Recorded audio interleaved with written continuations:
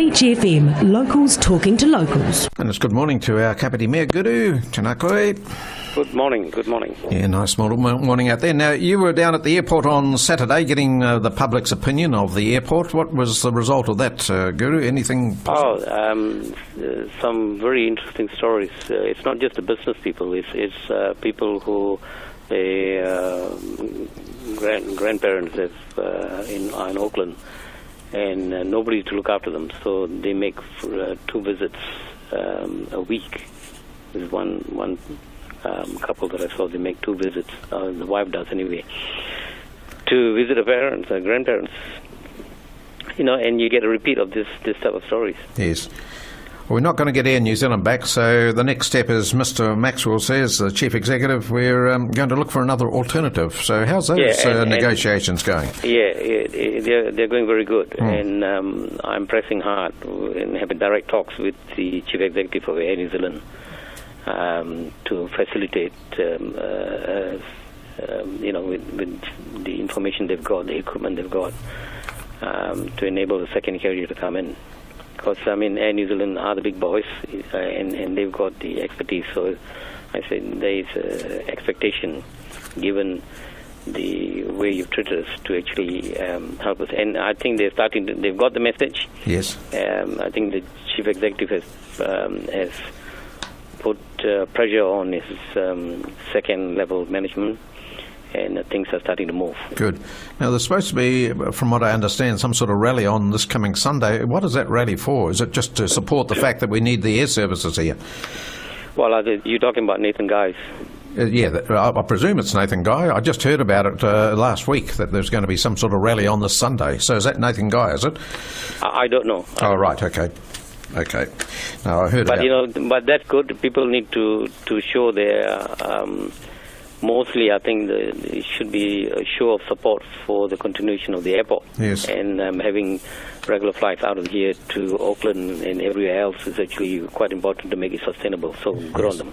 I think the biggest concern is they want to make sure we have an air service rather than a housing situation down there. Is that right? Well, anyone wanting to take over the land and rezone it is going to be a very, very long process with inconclusive results. Yeah. So it'll be a foolhardy move to do that, I think. But they might try to. That's their operation. If they want to do it, they can do it, I suppose. Well, if they're willing to have a fight with the community, they're quite welcome. Yeah. There's lots of hurdles to jump before it gets to that stage. But No. I think we are dealing with very rational people, and we just need to have some clarity of commitment and intentions, and I think that should be helpful. Right. Now, at your meeting last Thursday, Kapiti Coast decided that we won't have angle parking in Waikanae. We're going to have parallel parking, most probably, and a reduction in the speed limit of 30 k's. So well, the reduction of speed limit is the design will allow for 30k, or the 50k can continue. Or the 50k can continue, yeah. Yeah. Okay. But there's some good reasons for that. We were just talking about it this morning. First of all, it came up at the board meeting on Tuesday night at the Waikanae Community Board, but it wasn't on the agenda as a separate item, so I didn't get up and speak, because I was really against angle parking. I think it's very dangerous backing out into a busy road. It's going to be a busy road still. So I think that's a very good move, but this 30k speed limit wasn't mentioned at the time, or 50k's, whichever way you go. It wasn't mentioned. Well, it is 50 now. It is, yeah.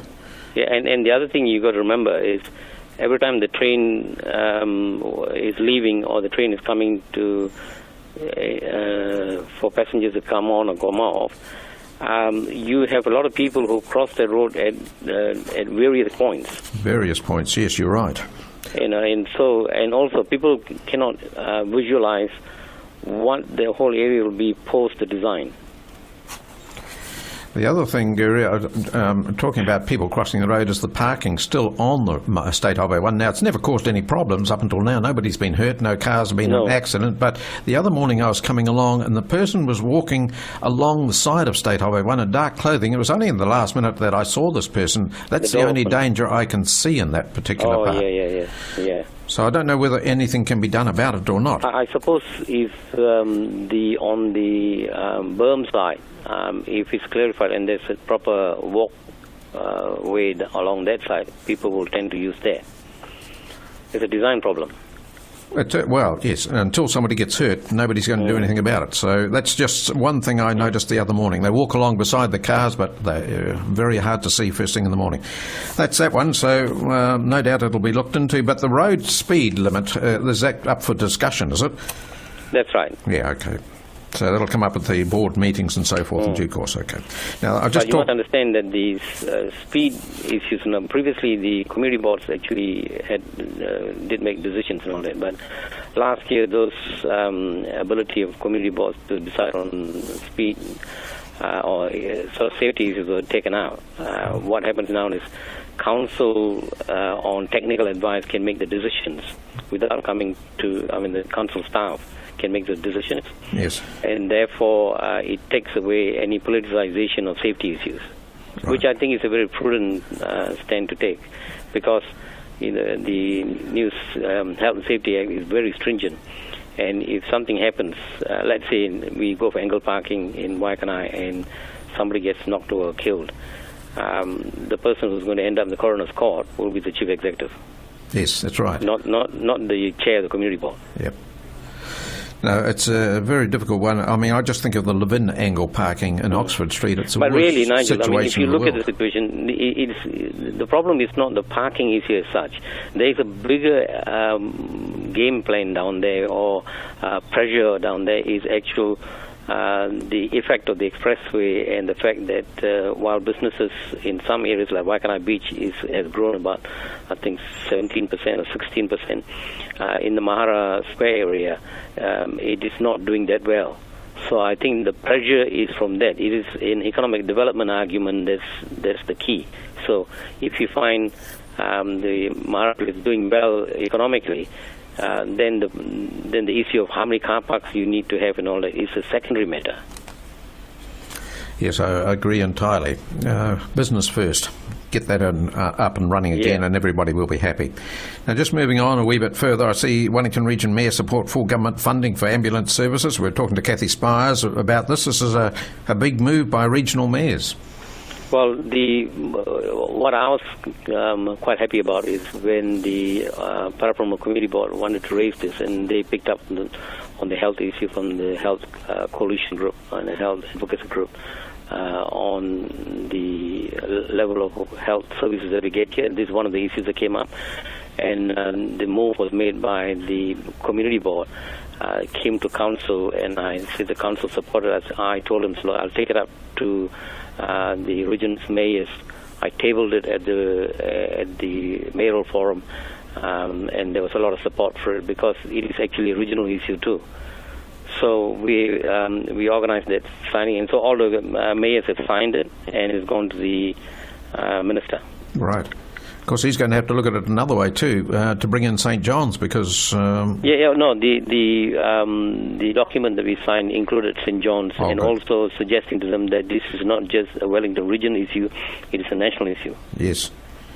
So I see the Wellington Free Ambulance, their trips increased from 48,000 in 2015-16 to 57,000 in 16-17. That's a huge increase, isn't it? Yeah, and I know their staff are under pressure, and I know their union has been pressuring for better pay and conditions for them. Right. Which is fair enough. So that brings us on. There's a petition that about 22,000 signed. Has that gone into the minister at all as yet, or been presented? Well, the petition, we are holding back the presentation of the petition until I've had a chat with the minister's staff and the minister himself about the protocols in presenting this petition. I don't want to just turn up at the doorstep of Parliament and just give them a box of petitions. Okay. And then that's it. I need to talk through, what's the win-win for us, for the Kapiti Coast and the ministry, because we don't want to be at loggerheads. Absolutely. And seeing we're running out of time, I just want to mention the fact that you're going to have a public forum on methamphetamine, or P, coming up, chaired by yourself. Yeah. 26th of March, 7 o'clock at the Coast Community Church. Now, this is pretty important because this is rife in our community, I believe. It is rife right across the country, and when I spoke to the area commander, she said, look, it's time to have a conversation. Yeah. Because I think for Kapiti, it's not so much a manufacturing area as a transit area for the transport of drugs from Palmerston North, right, to Wellington. Yep. And of course, 2 or 3 months ago, I think the police raided a couple of places here on the coast. But it creates havoc on the families. They're creating health problems, mental problems, and of course the violence that comes out of it and crime to support the habit is dreadful. And this puts more pressure on our Wellington Free Ambulance to get them to Wellington Hospital. Exactly. You know, it just spins out, and the ripples are, far-reaching. Yes, and also it's the implications for the staff of the ambulance service. You know, when these people are under this drug or any drugs, they certainly get abused and sometimes attacked. So, yeah, it's bad. But I spoke to the Emma Makatatia. She's going to be speaking on your forum, I think. Mm-hmm. She was on the radio. She was very inspiring. Having gone through that situation, got out of it, she's the person to be, listened to. Well, I mean, she's going to give you the ground level what is going to happen, and I'm trying to wrap around some structures around her so that referrals can be done and links to the health and the police and all can be sorted. Sure. All right, Guru, we thank you for your time this morning. Talk to you next Monday. Okay, mate. Cheers. There's our Mayor Guru here on Beach FM. 106.3 Beach FM.